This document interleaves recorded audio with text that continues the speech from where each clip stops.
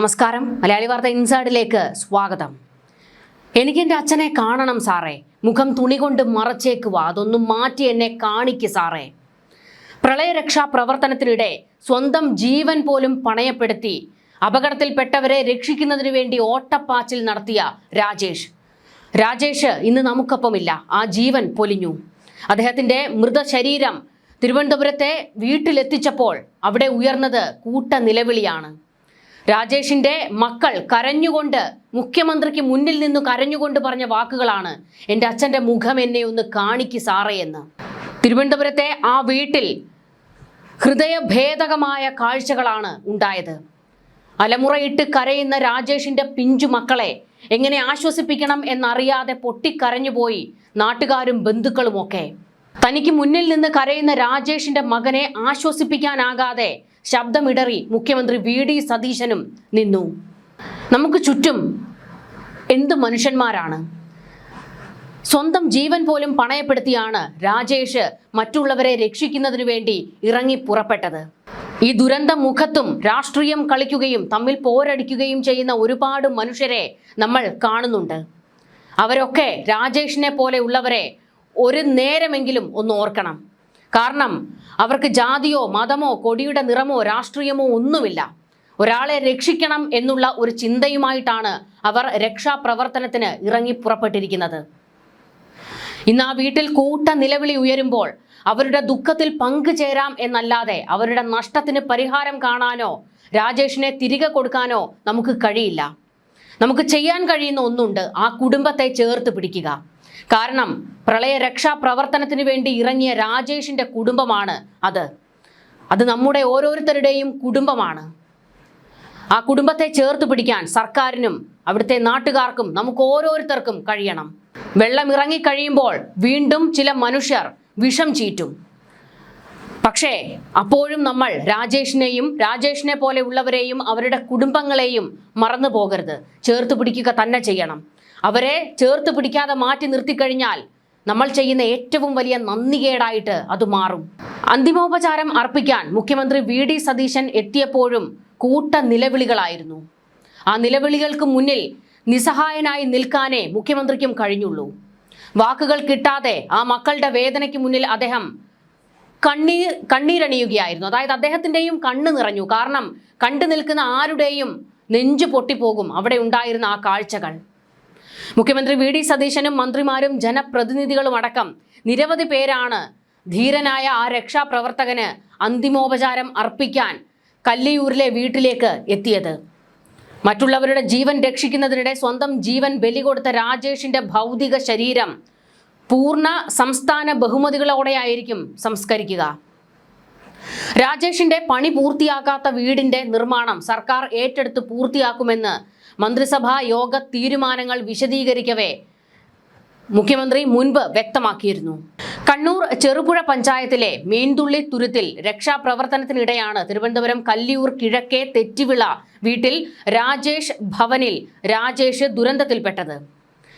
കർണാടക വനത്തിലെ മുന്താരിയിൽ നിന്ന് കാനംവയലിലൂടെ ഒഴുകി പുളിങ്ങോത്തെത്തുന്ന കാര്യങ്കോട് പുഴയിൽ ഇടവരമ്പ് കാനാപീടികയ്ക്ക് സമീപം കേച്ചേരി തുരുത്തിൽ നിന്നാണ് രാജേഷിന്റെ മൃതദേഹം കണ്ടെത്താനായത്.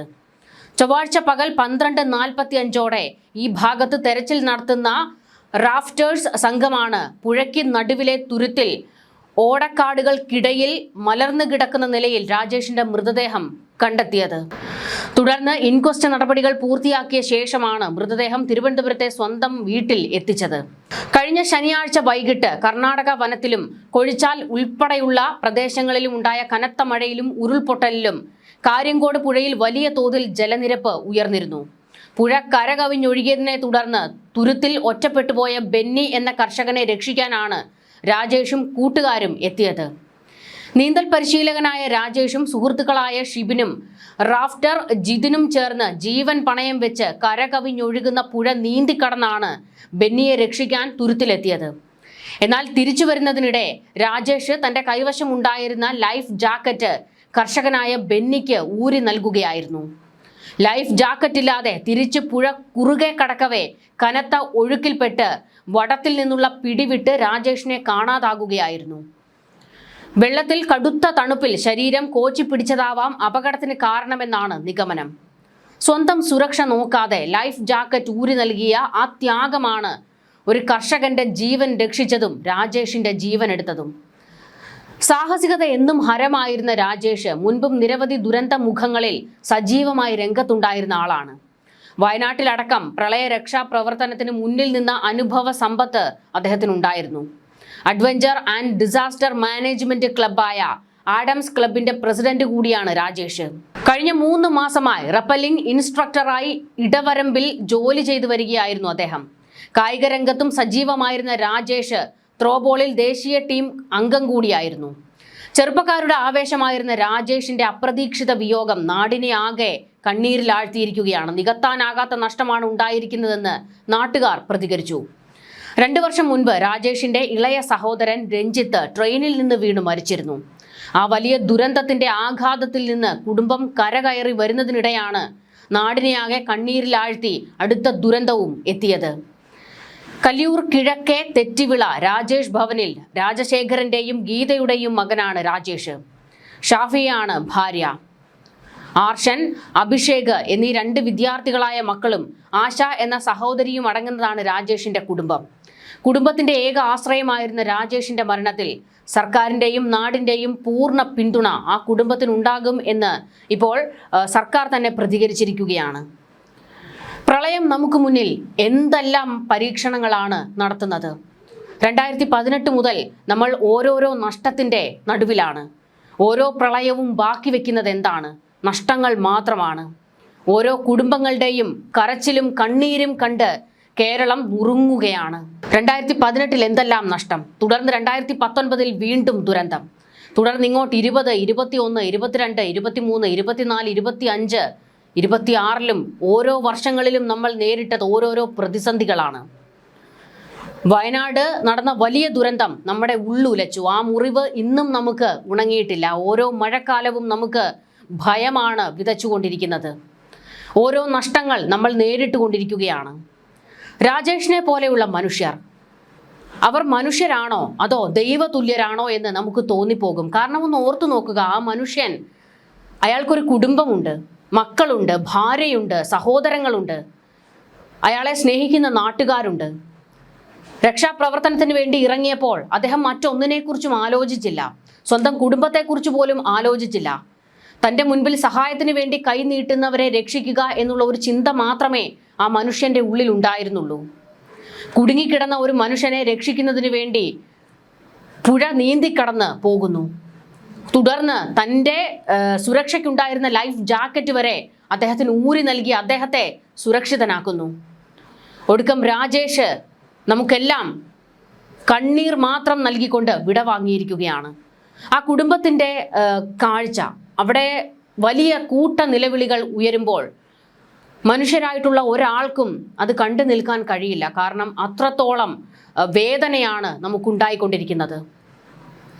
പ്രളയം ബാക്കി വെക്കുന്നത് നഷ്ടങ്ങൾ മാത്രമാണ്. അത് ഈ 2026 വീണ്ടും നമ്മളെ ഓർമ്മിപ്പിക്കുകയാണ്.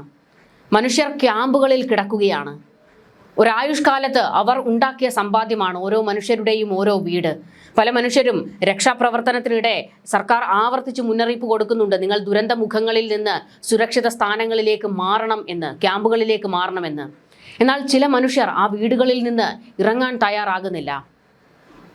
കാരണം അവർ പറയുന്നത്, ഞങ്ങളുടെ സമ്പാദ്യം കൊണ്ട് ഉണ്ടാക്കിയതാണ് ഈ വീട്, ഇവിടെ നിന്ന് ഇറങ്ങിയാൽ ഇത് കൺമുന്നിൽ നശിക്കുന്നത് കണ്ടു നിൽക്കാൻ കഴിയില്ല, ഞങ്ങൾ ഇവിടെ തന്നെ നിൽക്കാം, പോകുന്നെങ്കിൽ ഞങ്ങളെ ഒന്നാകെ കൊണ്ടുപോകട്ടെ എന്ന്.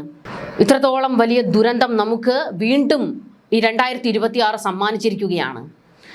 രാജേഷിന്റെ കുടുംബത്തിന്റെ ഒപ്പം തന്നെ നമുക്ക് നിൽക്കാം. ആ കുടുംബം നമ്മുടെ കുടുംബമാണ് എന്നുള്ള ചിന്ത ഓരോ മനുഷ്യരിലും ഉണ്ടാകട്ടെ. സർക്കാർ അവരെ ചേർത്ത് പിടിക്കട്ടെ, അവർക്ക് വേണ്ട സഹായങ്ങൾ നൽകട്ടെ.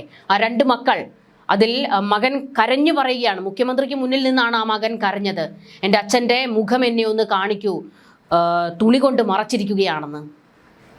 കാരണം വെള്ളത്തിൽ കിടന്ന് ആ ശരീരം അത്രത്തോളം ജീർണിച്ചിട്ടുണ്ട്. മക്കൾക്ക് പോലും കണ്ടു നിൽക്കാൻ, അവരെ കാണിക്കാൻ കഴിയുന്ന സാഹചര്യമല്ല.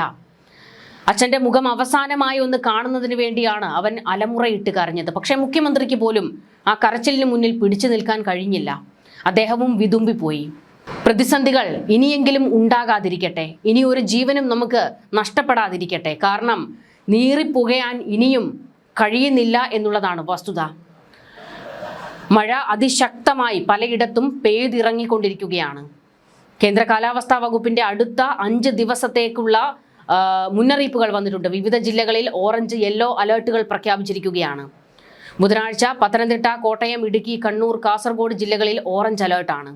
പത്തനംതിട്ട, ആലപ്പുഴ, കോട്ടയം, ഇടുക്കി, എറണാകുളം, കണ്ണൂർ, കാസർഗോഡ് ജില്ലകളിൽ വ്യാഴാഴ്ചയും, മലപ്പുറം, കോഴിക്കോട്, വയനാട്, കണ്ണൂർ, കാസർഗോഡ് ജില്ലകളിൽ വെള്ളിയാഴ്ചയും കാലാവസ്ഥാ വകുപ്പ് ഓറഞ്ച് അലേർട്ട് പ്രഖ്യാപിച്ചു. ബുധനാഴ്ച കേരളത്തിൽ ഒറ്റപ്പെട്ട ഇടങ്ങളിൽ ശക്തമായ മഴയ്ക്കും വ്യാഴം, വെള്ളി ദിവസങ്ങളിൽ ഒറ്റപ്പെട്ട ഇടങ്ങളിൽ അതിശക്തമായ മഴയ്ക്കുമുള്ള സാധ്യതയാണ് പ്രവചിച്ചിരിക്കുന്നത്. 24 മണിക്കൂറിൽ 64.5 മില്ലിമീറ്റർ മുതൽ 115.5 മില്ലിമീറ്റർ വരെ മഴ ലഭിക്കുമെന്നാണ് ശക്തമായ മഴ എന്നതുകൊണ്ട് അർത്ഥമാക്കുന്നത്. ആലപ്പുഴ, എറണാകുളം, തൃശൂർ, പാലക്കാട്, മലപ്പുറം, കോഴിക്കോട്, വയനാട് ജില്ലകളിൽ യെല്ലോ അലേർട്ടാണ് പ്രഖ്യാപിച്ചിരിക്കുന്നത്. സംസ്ഥാനത്ത് പെയ്യുന്ന കനത്ത മഴയിലും തുടർന്നുള്ള കാലവർഷക്കെടുതികളിലും പെട്ട് ഇതുവരെ 26 മരണങ്ങൾ റിപ്പോർട്ട് ചെയ്തതായിട്ട് മുഖ്യമന്ത്രി VD സതീശൻ വ്യക്തമാക്കി. വിവിധ അപകടങ്ങളിൽപ്പെട്ട് 11 പേർക്ക് പരിക്കേറ്റിട്ടുണ്ട്. കാണാതായ 4 പേർക്കായി പ്രദേശങ്ങളിൽ വ്യാപക തിരച്ചിൽ നടന്നുകൊണ്ടിരിക്കുകയാണ്. മഴക്കെടുതി രൂക്ഷമായതോടെ സംസ്ഥാനത്തുടനീളം 462 ദുരിതാശ്വാസ ക്യാമ്പുകൾ തുറന്നിട്ടുണ്ടെന്നും നിലവിൽ 27,048 ആളുകൾ ഈ ക്യാമ്പുകളിൽ അഭയം പ്രാപിച്ചിട്ടുണ്ടെന്നും തിരുവനന്തപുരത്ത് വിളിച്ചു ചേർത്ത വാർത്താ സമ്മേളനത്തിൽ മുഖ്യമന്ത്രി വ്യക്തമാക്കിയത്. മഴയിലും വെള്ളപ്പൊക്കത്തിലും സംസ്ഥാനത്ത് വൻ കൃഷിനാശമാണ് സംഭവിച്ചിരിക്കുന്നത്. പ്രാഥമിക വിവരങ്ങൾ അനുസരിച്ച് 1882 ഹെക്ടറിലെ കൃഷിയാണ് പൂർണ്ണമായും നശിച്ചത്. ഇത് സംസ്ഥാനത്തെ 23,537 കർഷകരെ നേരിട്ട് ബാധിച്ചിട്ടുണ്ട്. പ്രാഥമിക വിലയിരുത്തൽ പ്രകാരം ആകെ 66.44 കോടി രൂപയുടെ ഭൗതിക സാമ്പത്തിക നഷ്ടം സംസ്ഥാനത്തുണ്ടായതായി വാർത്താ സമ്മേളനത്തിൽ മുഖ്യമന്ത്രി വിശദീകരിച്ചത്. ദുരന്തത്തിൽ ജീവൻ നഷ്ടപ്പെട്ടവരുടെ കുടുംബങ്ങൾക്ക് സർക്കാരിന്റെ ആശ്വാസ ധനസഹായമായി 8 ലക്ഷം രൂപ വീതം നൽകും. ഇതിനു പുറമെ മരിച്ചവരുടെ സംസ്കാര ചടങ്ങുകൾ നടത്തുന്നതിനായി അടിയന്തര ധനസഹായമായി 10,000 രൂപ വേറെയും അനുവദിക്കും. വീടുകളിൽ വെള്ളം കയറി നാശനഷ്ടമുണ്ടായ കുടുംബങ്ങൾക്ക് വില്ലേജ് ഓഫീസറുടെ റിപ്പോർട്ടിന്റെ അടിസ്ഥാനത്തിൽ 10,000 രൂപ വീതം ധനസഹായം നൽകാൻ തീരുമാനിച്ചതായും മുഖ്യമന്ത്രി പറഞ്ഞു. പ്രകൃതി ദുരന്തങ്ങളിൽ വീടുകൾ നഷ്ടപ്പെട്ടവർക്കുള്ള നഷ്ടപരിഹാര തുകയും സർക്കാർ ഗണ്യമായി വർദ്ധിപ്പിച്ചിട്ടുണ്ട്. മുൻപ് വീട് പൂർണ്ണമായി നശിച്ചവർക്ക് പുനർനിർമ്മാണത്തിനായി നൽകിയിരുന്ന 4 ലക്ഷം രൂപ 6 ലക്ഷം രൂപയായി വർദ്ധിപ്പിച്ചു. വീടും സ്ഥലവും പൂർണ്ണമായി നഷ്ടപ്പെട്ട കുടുംബങ്ങൾക്ക് സ്ഥലം വാങ്ങി വീട് വെക്കുന്നതിനായി മുൻപ് നൽകിയിരുന്ന 10 ലക്ഷം രൂപയുടെ സഹായം 12 ലക്ഷം രൂപയായും ഉയർത്തിയിട്ടുണ്ട്. വാർത്താ സമ്മേളനത്തിൽ രക്ഷാപ്രവർത്തനത്തിനിടെ ജീവൻ നഷ്ടപ്പെട്ട രാജേഷിനെ മുഖ്യമന്ത്രി ഓർക്കുകയും അദ്ദേഹത്തിന്റെ വിയോഗത്തിൽ ദുഃഖം രേഖപ്പെടുത്തുകയും ചെയ്തിരുന്നു. ജീവൻ പണയം വെച്ചുള്ള രാജേഷിന്റെ സാഹസിക പ്രവർത്തനം നാടിനെന്നും ഓർമ്മിക്കാവുന്ന മാതൃകയാണെന്ന് അദ്ദേഹം അനുസ്മരിച്ചു. രാജേഷിന്റെ ഭൗതികദേഹം പൂർണ്ണ ബഹുമതികളോടെയായിരിക്കും സംസ്കരിക്കുകയെന്നും മുഖ്യമന്ത്രി പറഞ്ഞു. മഴക്കെടുതി സഹായങ്ങൾക്ക് പുറമെ മറ്റ് ചില പ്രധാന തീരുമാനങ്ങളും സർക്കാർ വാർത്താ സമ്മേളനത്തിൽ പ്രഖ്യാപിച്ചിട്ടുണ്ട്. 2024 തൃശൂർ ജില്ലയിലുണ്ടായ ഉരുൾപൊട്ടലിലും കാലവർഷക്കെടുതിയിലും വീട് നഷ്ടമായവർക്കും എന്നാൽ ഇതുവരെ സാമ്പത്തിക ആനുകൂല്യം ലഭിക്കാൻ ബാക്കിയുള്ളതുമായ 248 ഗുണഭോക്താക്കൾക്ക് മുഖ്യമന്ത്രിയുടെ ദുരിതാശ്വാസ നിധിയിൽ നിന്ന് അടിയന്തര ധനസഹായം അനുവദിക്കാനാണ് തീരുമാനമെടുത്തിരിക്കുന്നത്. സംസ്ഥാന പോലീസ് പരാതി പരിഹാര അതോറിറ്റി ചെയർപേഴ്സണായി റിട്ടയർഡ് ജസ്റ്റിസ് CN രാമചന്ദ്രനെ നിയമിക്കാൻ മന്ത്രിസഭാ യോഗം തീരുമാനമെടുത്തിട്ടുണ്ട്. തദ്ദേശ സ്വയംഭരണ സ്ഥാപനങ്ങൾക്കുള്ള സാമ്പത്തിക സഹായത്തിലും സർക്കാർ പ്രധാന പ്രഖ്യാപനം നടത്തി. 2026-27 സാമ്പത്തിക വർഷത്തിൽ തദ്ദേശ സ്ഥാപനങ്ങൾക്കായി അനുവദിക്കേണ്ട വികസന ഫണ്ടിന്റെ 1ാം ഗഡുവായ 2025 കോടി 15 ലക്ഷം രൂപ ഉടൻ തന്നെ വിതരണം ചെയ്യാനാണ് തീരുമാനിച്ചിരിക്കുന്നത്. ആശ്വാസമാകുന്ന നിലപാടുകളും പ്രഖ്യാപനങ്ങളുമാണ് ഇപ്പോൾ സർക്കാർ നടത്തിയിരിക്കുന്നത്. മഴ വലിയ ദുരന്തം നമുക്ക് മേൽ ഏൽപ്പിച്ചിരിക്കുകയാണ്. ഇതിനെ മറികടക്കാൻ ജനം ഒന്നിച്ചു നിൽക്കുക എന്നുള്ളതാണ്. രക്ഷാപ്രവർത്തനത്തിന് ഇറങ്ങിയിരിക്കുന്നവരോട് ഒരു കാര്യം അഭ്യർത്ഥിക്കുകയാണ്. നിങ്ങൾ രക്ഷാപ്രവർത്തനത്തിന് വേണ്ടി മറ്റെല്ലാം മറന്നാണ് ഇറങ്ങിയിരിക്കുന്നത്. എന്നാൽ സ്വന്തം ജീവന് കൂടി ഒരു പ്രാധാന്യം കൊടുക്കുക. നിങ്ങളെയും കാത്ത് ഒരു കുടുംബം അവിടെ ഉണ്ട് എന്ന് ഓർക്കുക. രക്ഷാപ്രവർത്തനത്തിൽ ഏർപ്പെട്ടിരിക്കുന്നവർക്ക് ഒരു തരത്തിലുമുള്ള ബുദ്ധിമുട്ടുകൾ ഉണ്ടാകാതിരിക്കട്ടെ. ആരും ഒരു ബുദ്ധിമുട്ടും ഉണ്ടാക്കാതിരിക്കുക. എല്ലാവരും സുരക്ഷിതമായിരിക്കട്ടെ. എല്ലാവരും ജാഗ്രതയോടെ ഇരിക്കുക. മുന്നറിയിപ്പുകൾ അതേപോലെ പാലിക്കുക. രക്ഷാപ്രവർത്തനത്തിനിടെ ജീവൻ പൊലിഞ്ഞ രാജേഷിന് ആ കുടുംബത്തിന്റെ ദുഃഖത്തോടൊപ്പം പങ്കുചേരുകയാണ് ചെയ്യാൻ കഴിയുന്ന കാര്യങ്ങൾ എല്ലാവരും ആ കുടുംബത്തിന് വേണ്ടി ചെയ്തു കൊടുക്കുക. കാരണം 2 ചെറിയ മക്കളാണ് രാജേഷിനുള്ളത്. അവർ പഠിക്കുന്ന വിദ്യാർത്ഥികളാണ്. അവർക്ക് മുൻപോട്ടുള്ള എല്ലാ കാര്യങ്ങൾക്കും ഒരു സഹായമായി നാം എല്ലാവരും ഉണ്ടാകണം എന്ന് വ്യക്തമാക്കുകയാണ്. ന്യൂസ് ഡെസ്ക് മലയാളി വാർത്ത ഇൻസൈഡ്.